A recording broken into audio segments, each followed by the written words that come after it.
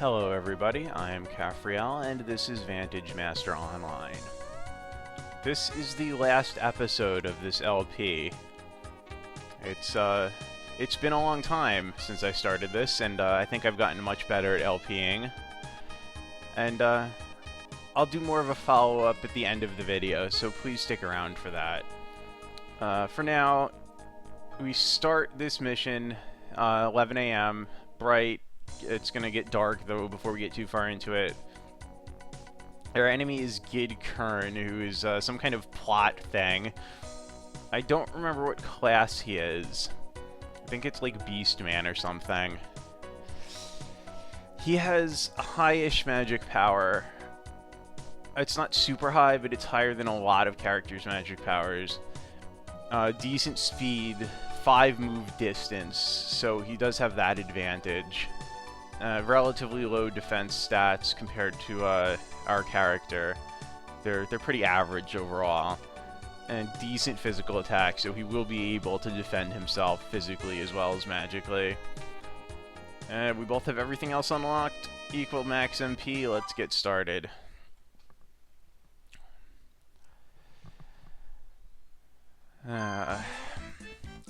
So this map is kind of visually a mess, and I don't like it. Part of that is the terrain on these tiles that has just extra lines on it. I think is a little visually cluttering. So magic stones in this map, there's a bunch of them. The enemy starts with 3. There's 2 more near him, kind of. There's 4 in the upper right, 3 in the lower right. Kind of 2 here, and another couple over here. So, yeah, there's a bunch of magic stones available. The enemy is probably going to get these 8 unless we push over there early, and we don't want to do that because we'd rather have get the top 4 and hold the bottom ones here, and then maybe push out from there, get this one. That'll at least get us magic stone parity almost, and a slightly defensible position with these. The enemy has to climb up a bit to get into here. This stuff, I guess the banks of the kind of interrupted stream, or whatever you want to call it, is height 5, and then they have to get up to height 6 here, and if they want to come down here, it's 7. So it's a little bit easier to defend, and then there's the choke points. In terms of where we want to get our master, we really want to get our master up to this area because that's going to be where it's going to be harder to defend, and we'll be able to summon Nadials to slip around to the top from there, to move down towards the bottom left, and to move down here to defend.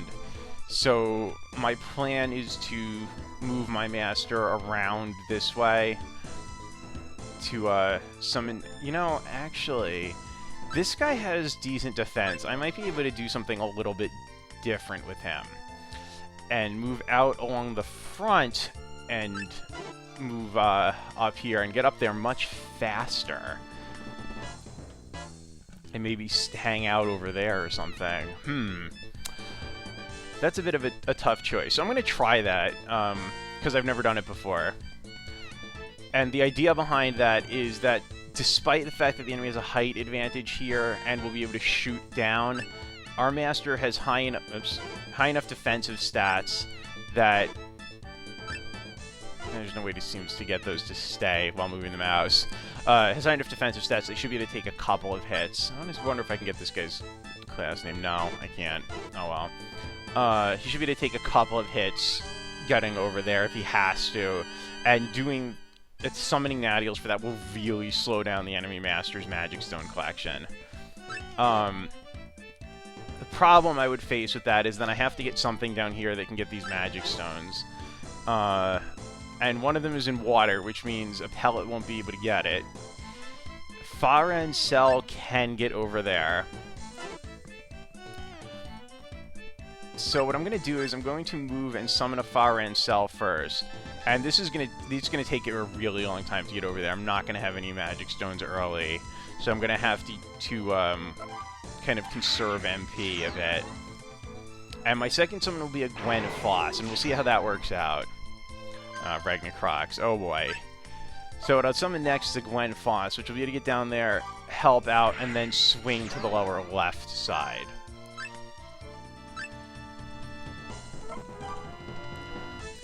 And yeah, it looks like the Ragnarok is going to end up tending to come towards my master, and a Xenos Bleed. Oh my goodness.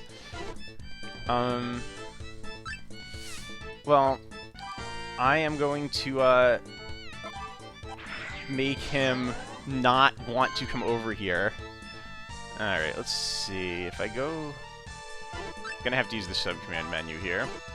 Oops. Move there. And then he can get to the first magic stone. Very good. And Gwen Foss is going to hopefully pull things away. And what would be really nice here is if I can get something up onto the top of the hill when the enemy isn't in any kind of position to argue it. Alright, let's see. I want to get my master onto this magic stone in 2 turns. And I don't think I can do that. No. I probably would have had to position him somewhere else. So what I want to do then is... Oh boy. So right now there's 2 considerations. One is that this is a really good spot for a pellet to grab magic stones, these 3 except for this one down here. And I want to maybe get something up along there afterwards as things start to pull down. So what I'm going to do is summon the pellet. It can start... 2, 3, 4... It can start grabbing magic stones. Tentark is going to hopefully kind of discourage the enemy Nadials from coming over here. I guess we'll see. Don't want to park this anywhere it can get shot. So... put it here because it can get to the magic stone from there. Oh no. And it looks like they're trying to kill me. Let's see, I have 37 MP. And that's why I wanted to go to my master to somewhere safer sooner. So I'm not going to be able to summon anything this turn because I want to use Tentark's magic because I can do this and hit both of those. And then it'll still be in a reasonably good position to come over and help deal with the Xenos Bleed if it continues. So what I'm going to do is, and that costs a bunch of magic, 15 MP, so I can't really afford to summon anything. But that's really okay. And I'm going to face the one Nadio that might do some damage here. But this is going to reduce both of those Nadials to very, very almost dead. So, actually, what's going to happen now, I think, is my master will be able to kill the Ragnarok's from such a position that the Xenos Bleed will not be able to kill him. He's definitely going to take a hit. And then he's probably going to have to run and hide ridiculously. But the Xenos Bleed won't be able to kill him because it would need a rear shot to do that. Which means that the Tentark is going to kill the Xenos Bleed. My master is going to go park himself on a magic stone and summon a healer. And I am going to be in pretty darn good shape. Alright, so my Gwen Foss is now going to move over to the southwest. Arguably.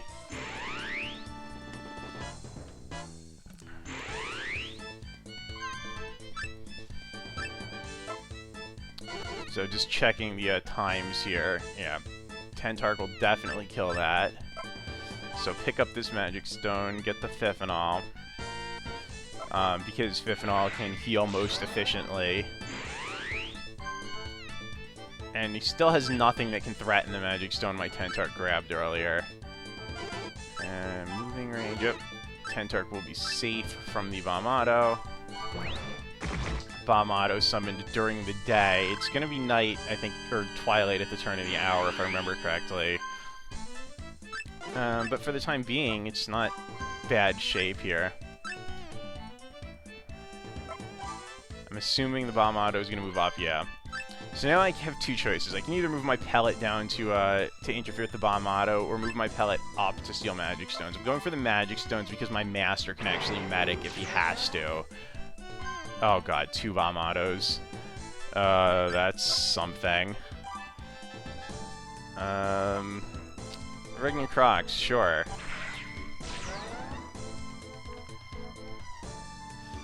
And my Gwen Floss won't be able to actually hold Magic Stones over there. What it can do is just kind of generally be annoying and keep stealing one.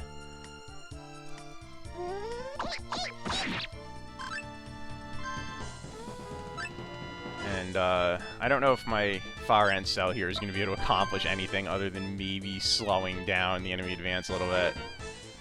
Tentark versus Bombado is not a good situation to be in. Gonna just park on the Magic Stone. Alright, so, oops, that's not what I wanted to do. Oh, yes, it was. I want my summon list before I move. Amletams would be a good summon, but I don't have enough MP for that.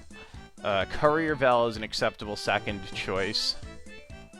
And I'm gonna want to move my Master down now towards the bottom again. Except the enemy Master currently has control over the faster path.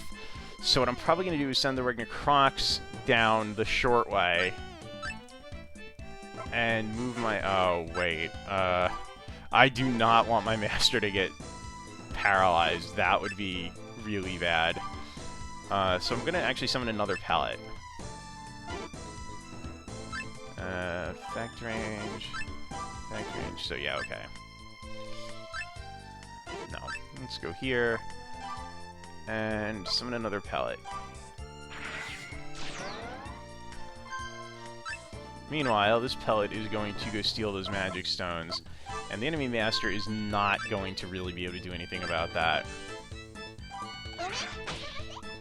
Oh, wow.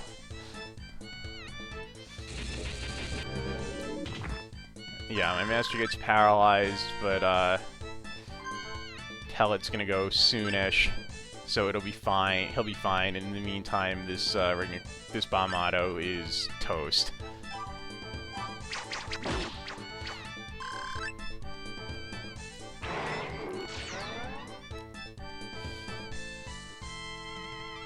Looks like the enemy Master is abandoning those Magic Stones.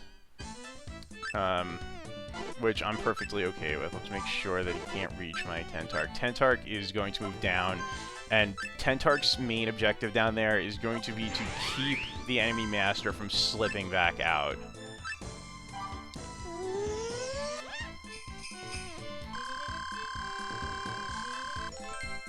Good grief.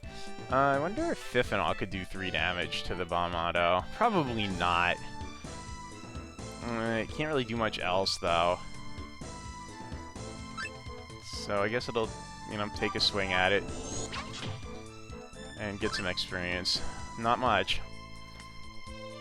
So I cannot stop this Bombado from just romping through here and stealing Magic Stones. What I can do is just pick which one it's going to steal. Alright, so what I'm trying to do here is, to the greatest extent possible... Am I going to be better... No, okay, so it's not going to matter if I take one right now, and I'm going to give the enemy AI an opportunity to make a mistake. If I take this Magic Stone with my Gwen Foss, the pellet will just take the one it's sitting on before the turn of the hour, so I'll gain nothing from that. If I leave the Gwen Foss here, though, there's a chance the pellet will move further away, at which point it's fine. It won't be able to reclaim it. Alright, so, Regna Crocs will be finishing off this bomb auto.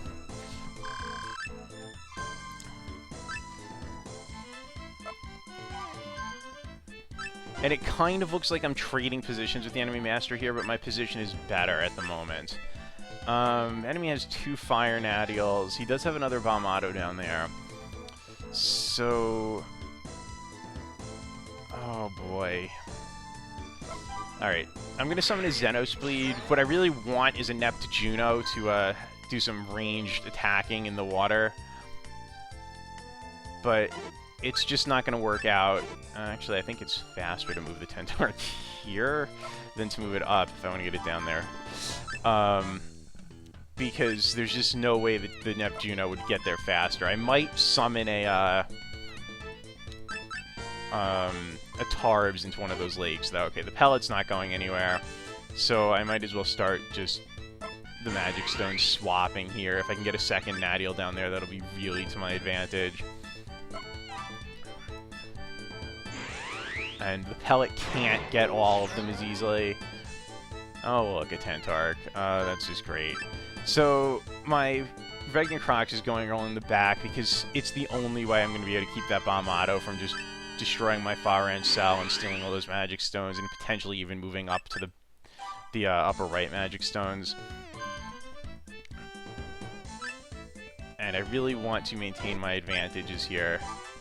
I can't reach anything with the Xenospleed. I want to keep it out of range of the Tentark. So I think it's going to be better to position it on this side. In the meantime, I think I need a bomb auto of my very own.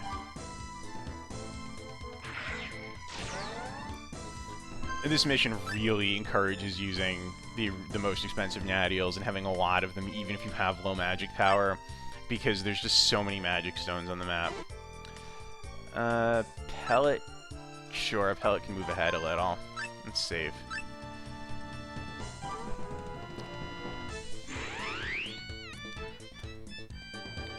So the reason I left my far end cell here is because I'd rather the bomb auto be pushed as far out of position as possible. Although, I mean, it will probably paralyze my Regna Crocs, which is a kind of a jerk move. But, let's see.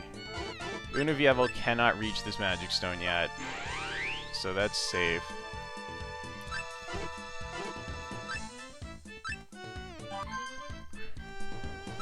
Probably gonna have to swing my pellet, a second pellet down to the lower left, or lower right there to help deal with the bomb auto.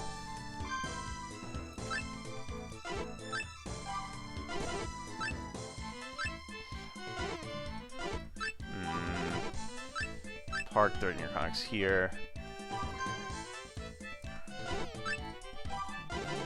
Dollar cannot reach that. So yeah, the pellet can move in there now.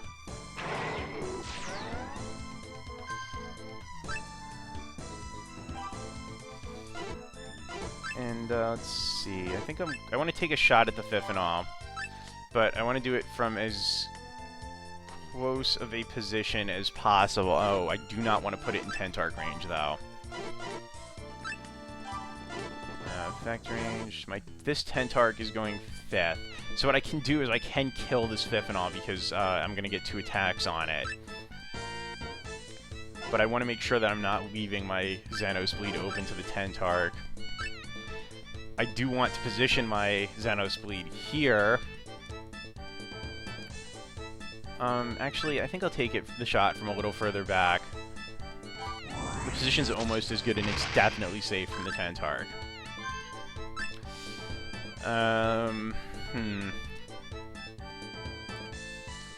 And speaking of Tentarks, I'm probably going to need a Dock Home or something to deal with that.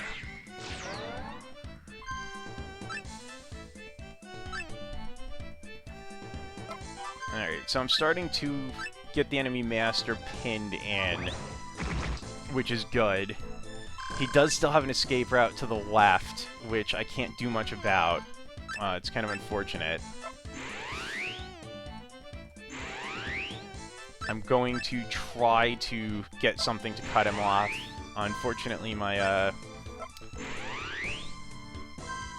my what is that thing? It's a Glenfoss. Can't really accomplish a great deal there. Courier, no, Fifenol goes where?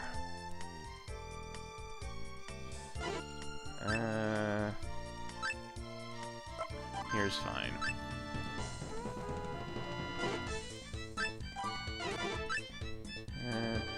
Pellet needs to drop back a bit so it doesn't get nuked. It probably won't die because pellets have high magic defense, and this pellet has oh, it doesn't get increased magic defense, it just gets physical defense. It also gets an attack power bonus, which I always think is funny because, I mean, your pellet's going from 1 to 4 to 7 attack as it levels up, and who cares?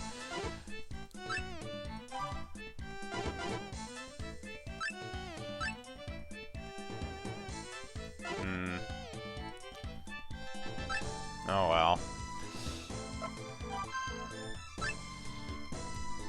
Alright, so let's see. Where can this Tentarch affect? Not much. Summon, I don't think I have enough for a Neptuno, though. So I'm gonna actually wait. Ah, very, very good. Oh, I can't do it, because it's the height difference. It's height 5 versus height 7. Oh, what a tragedy. I think I'm gonna go freeze the Dolmdower because it'll free my Ragnarok's up to absolutely chase down the Bombado over there.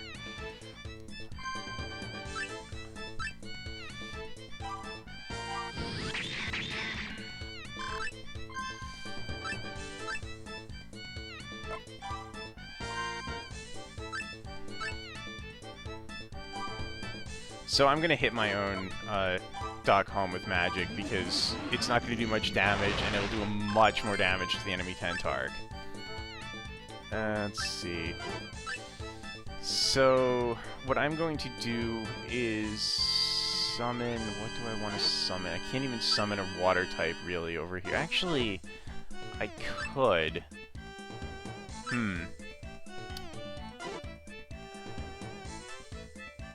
I could summon a Neptuno over there. That's not really going to be that effective at blocking, though. So I'm going to summon, let's see, probably an Amaltamus. No. Well, I mean, Archer is good for killing the enemy Master, but it doesn't have anything that's really weak against it over here. I kind of want a Neptuno or something to go deal with that Dolmdower to kill it eventually. I guess I could have my Bombado do that. It'll take a couple of turns. I'm going to summon another Bombado. The idea here is that if I can summon enough things that can freeze the enemy Master, he won't be able to, you know, do anything else. I have to, you know, freeze him and potentially any pellets. Alright, so let's see where I can hit that Fifenol from. Over here. This would be impossible to find without the sub-command menu.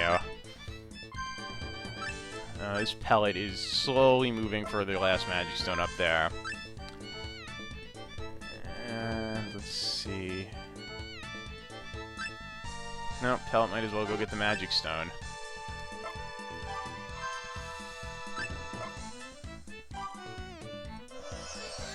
Oh, the Fifenol.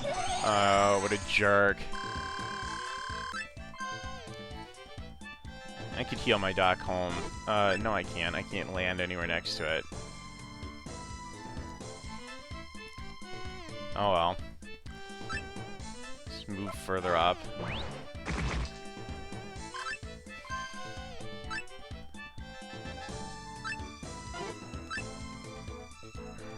I'm not sure if I'm ever going to catch that Bombado here. Oh, what a jerk. Man, I didn't see that. That's my mistake.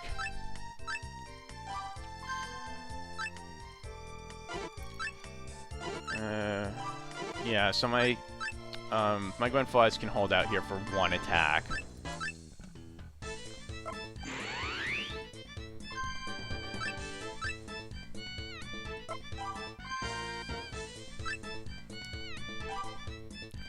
didn't have enough MP to summon anything that turn. Alright, so what I want to do with my Bomb Auto here is work on killing the Dalmdauer. Because if the Dalmdauer doesn't die, it'll unfreeze and start stealing magic stones and potentially make a nuisance of itself.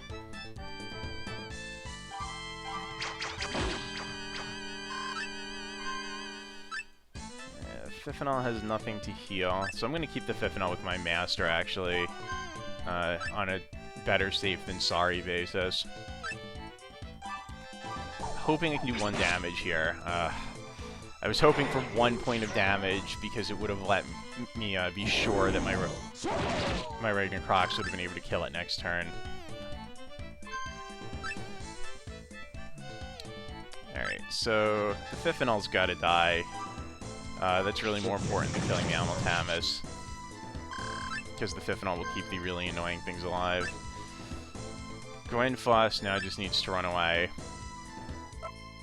Cannot compete with the Univieval.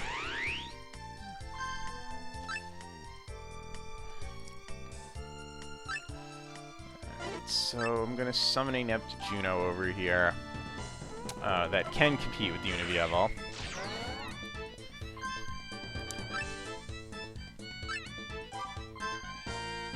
And right now it's just a matter of bringing enough damage to bear to kill all this stuff. Time to hit my own guys with magic again. But I do have the Dachshund facing it, so it won't be too bad, and it finally killed the enemy Tentark.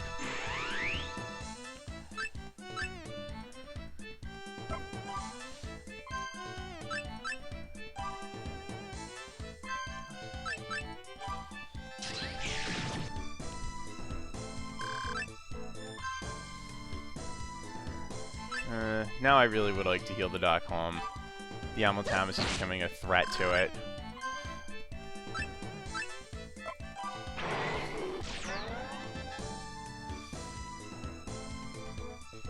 Oh, that stinking Bomb Auto. Boy.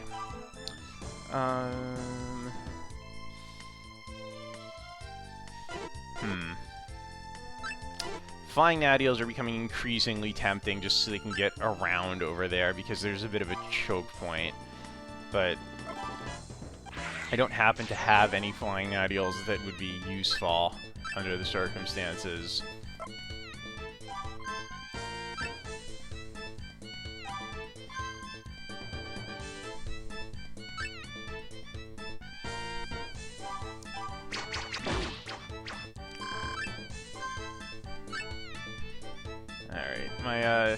My Dock Home here is not going to accomplish much.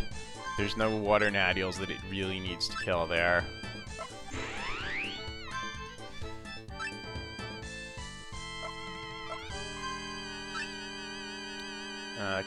Killing the Amiltamus feels higher priority than hitting the Ragnar Crocs right now. The Amiltamus will not go very soon, but it's killing something seems to be better than damaging something, and I can't kill the Ragnar Crocs in one hit.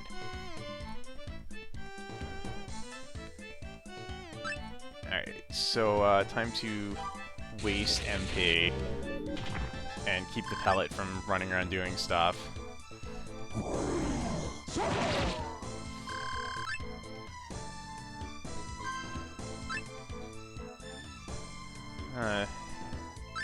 I think it's Tentark time. Oh, I don't have enough MP. Oh, I shouldn't have wasted the MP. Boo. Alright. I will hit the Ragnar Crocs.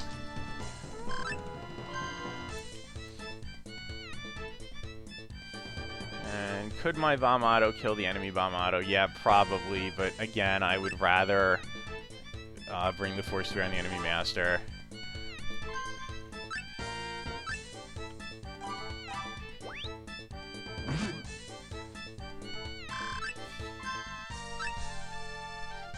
Wow. I really, MP killed myself.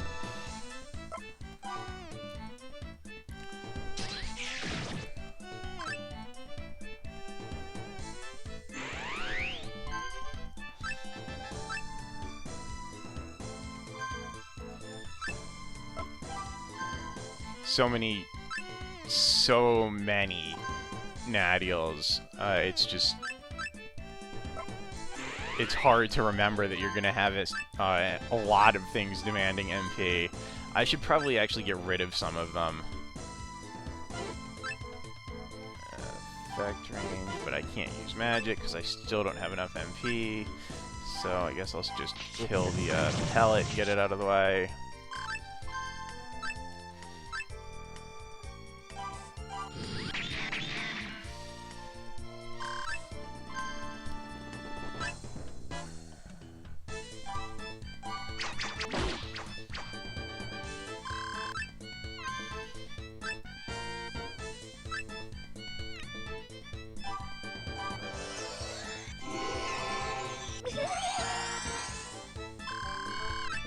Alright, so his days are numbered now. There is nothing he can do that's going to keep him alive. Except maybe killing my master. And I'm not going to give him the opportunity to do that.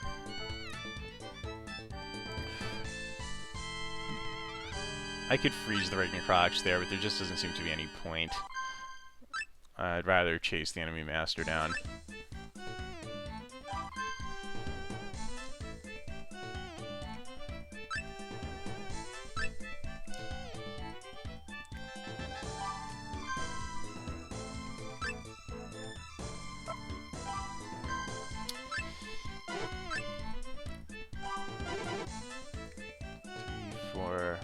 So this was the point of the Bomb Auto move earlier. It was that he can now get down here, the pellet's frozen, and the Univievel can't get to him. And I guess this guy's just going to tag along here. I guess that was a reasonable move.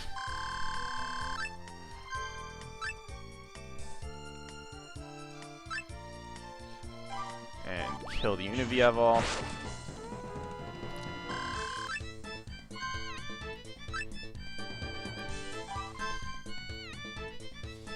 Kill the Ragnarok.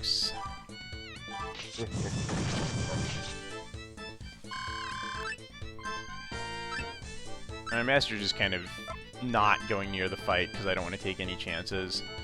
Yup. Magic.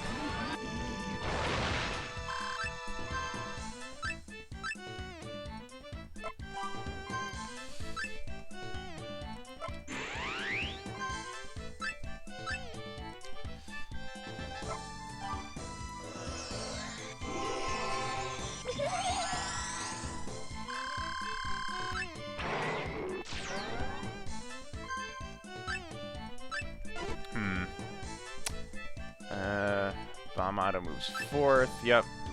No point in paralyzing anything. Oh, can't attack it from that position. Okay.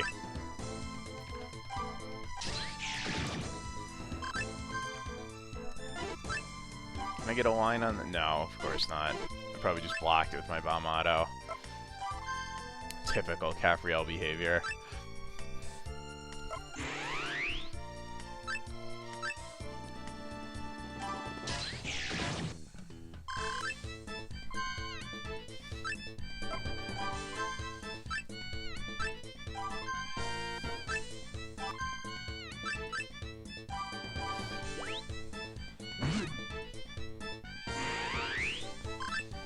Well, I am regenerating all of the MP.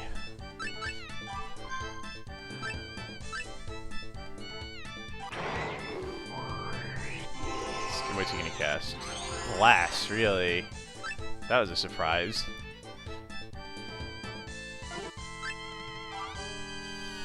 Waste some MP? Sure, why not? This might deal 1 damage. No, not even. Oh well. Basically just waiting for my Tentarch to move again. Although I guess I can go kill the 5th and all while I'm waiting.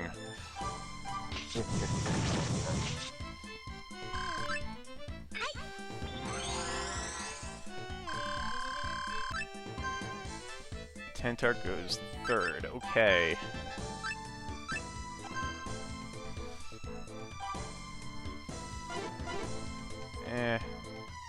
Yeah, it won't move. I mean, it might not kill him, but it probably will. Okay, so, that's the last mission of the campaign. Or the normal campaign.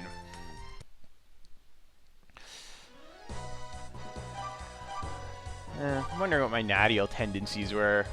Earth and Heavens, that's unusual. Usually I summon a lot more fire and water on that map. And we do level up, for what that's worth. So, oh yeah, the ending cutscene.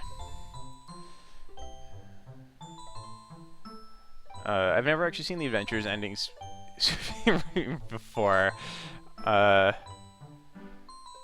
Every character gets a different ending cutscene, and they're the only things that are translated out of the plot.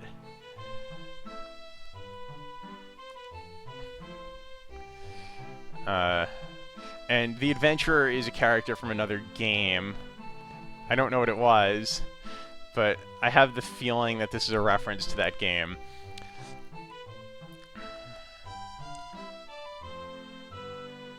What on earth is going on here? I'm sorry, this is too distracting for me to pay attention to.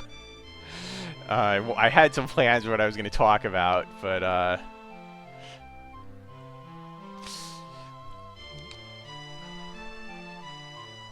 watching this is just too much fun.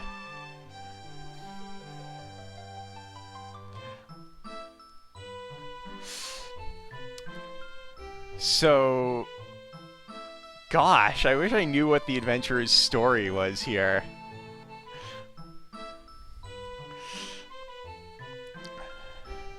Oh, oh man. Wow. Wow. Paralyzing a couple of kids, you can make your escape. Classy behavior.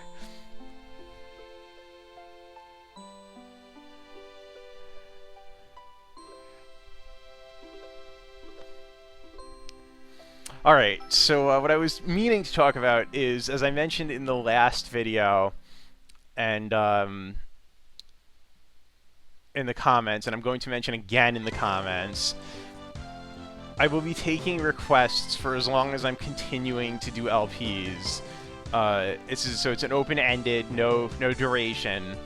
If you want to see one of the story missions done with a specific other master, let me know in a comment on the video. You can comment in the discussion thread on the forums at fantasystrike.com. Shoutouts to fantasystrike.com. Lots of cool people there. Let me know which mission and which master you want to see. You can let me know the mission by either the name of the mission or the episode number I finished it in, and which master you want, and I will try to get to those. I don't anticipate having so many requests that this would be impossible. So, and I think it would be a nice way to get some extra variety. So, you know, if you have anything you want to see, just let me know. And as for what I'm going to be doing next, there's been some questions about whether or not I'm going to do the expert campaign, and I plan to do it, but I don't plan to do it immediately. It will get done. I'm probably going to do one other game first, and I haven't decided what game yet, and then I'll come back and work on the expert campaign. I actually don't like the expert campaign quite as much. It's harder, obviously, and it feels like there's not as much room for creativity, which I find a little bit frustrating and kind of boring, but it's still got a lot of interesting situations it presents. So I will definitely do that at some point. I will use a different master, though. It's not going to be the Adventurer again. At some point, I'm probably going to want to pre-play through it to make sure that that master is not too hard to complete it with. Some masters can be much harder than others on the expert campaign. I hope you're all enjoying the high-res artwork of the Nadials. It's kind of hard to tell what some of them are during the game, because the sprites aren't really that clear. So the next game I'm going to do, I haven't decided yet. There's a couple of possibilities. If you subscribe to the channel, or keep an eye on the forums at fantasystrike.com, where I do run the LP threads, you'll see it there, or you'll get an announcement when I upload new videos. I might do a couple of one-off videos on shorter things that I won't play the entire game, but just as kind of what is this game. Some introductions. For anybody who's wondering, the games I'm considering are an old PlayStation 2 game called Culdcept, which never really got much popularity because it has some significant issues, but I think it's kind of fun. And Cave Story, because that's a game near and dear to my heart. I do really like Cave Story, and I know it's been LP'd before, but I still want to do it myself. So I'm going to make a decision on that, and then do one of those, and then the Expert campaign with a different master. And I'm just babbling now, trying to wait for the credits to end, because I do want to run the entire credits of the game in the video, even though it is dragging out this video's length quite substantially. This has been a really good experience for me. I've wanted to do LPs for a long time, and I've never really gotten into it for a variety of reasons. Nerves and presentation were always an issue, and that's really gotten a lot easier for me, and I really highly recommend anybody who's considering doing LPs to just go ahead and do it. It can be hard if when you're just starting out, you don't know what you're doing. The talking can be difficult.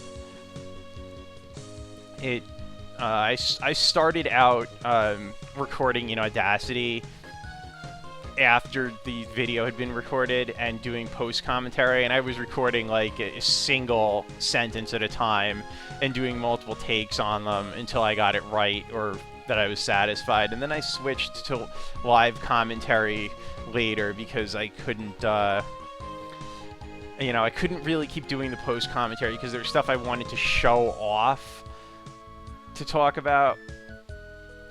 And it's much easier to show something and demonstrate it and talk about it while you're talking live and playing at the same time, rather than trying to leave yourself enough time in your actions to talk about things. And I was not really having enough time to address the strategies I was using, and because I was just playing really fast, I wouldn't take the time. So I switched to live commentary, and that's been working out pretty well. And for anybody who's wondering, I use Open Broadcaster software for the recordings. It's designed for live casting. It's an open source live casting software, but it can stream to video. It's pretty darn easy to set up and configure. It's free. It's good quality. It can record game sound and microphone sound at the same time. It's really nice software, and I highly recommend it to anybody who's interested. It was written by a StarCraft caster who just wanted something better to use, and he provided it. So shout-outs to Open Broadcaster software for being really high quality. And shoutouts to all you guys. Thank you very much for watching this and for all your feedback. It's been a really great experience, and I really appreciate it. And this was Vantage Master. This is the final stats. You can see a slight tendency towards Heaven Nadials. That's not uncommon because Heaven Nadials are good Magic Stone grabbers, and they tend to die a lot, which means they need to get replaced. My Master did a lot more attacking than many Masters.